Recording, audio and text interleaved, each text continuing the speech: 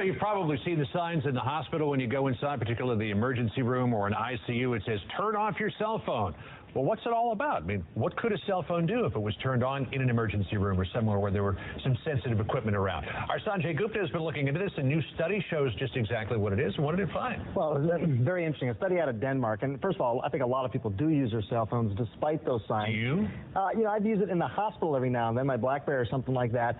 Not in certain areas, as you mentioned, the ICU, for example. But a lot of people do, and I think that they weren't sure that there was actually an effect here. But it turns out there is. A new study out of Denmark actually looking specifically at this problem, looking at whether or not there I am sort of walking to the hospital. Not on my cell phone, by the way, I'll add. In your pocket. It's in my pocket. Looking through Denmark at various hospitals, trying to figure out if these cell phones have an impact on vital machinery. Talking about ventilators, feeding tubes, things like that.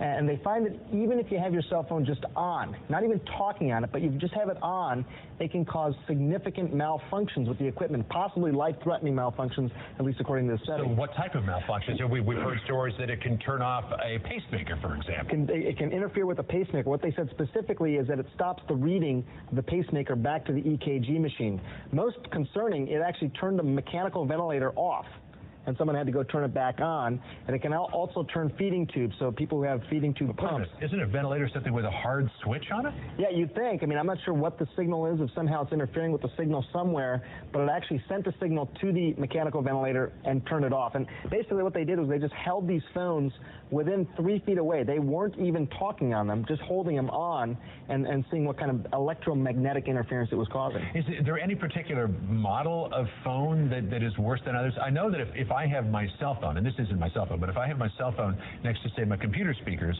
every once in a while I hear as it checks in with the network. But if I have my BlackBerry, oh my God, it's like a symphony. Exactly, and we asked the same question. GPRS, if you see that on your phone, a type of signal, that is the most problematic. One way to know is if your phone or your device can actually connect to the internet, those or Wi-Fi, those seem to be the most problematic.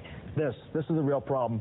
The older phones, and it was interesting, John, there was a study out of the Mayo Clinic a few months ago that said just these types of phones that are older, don't have that type of capability, are not as bad. In fact, the Mayo Clinic allows their doctors and nurses to use their phones in most parts of the hospital.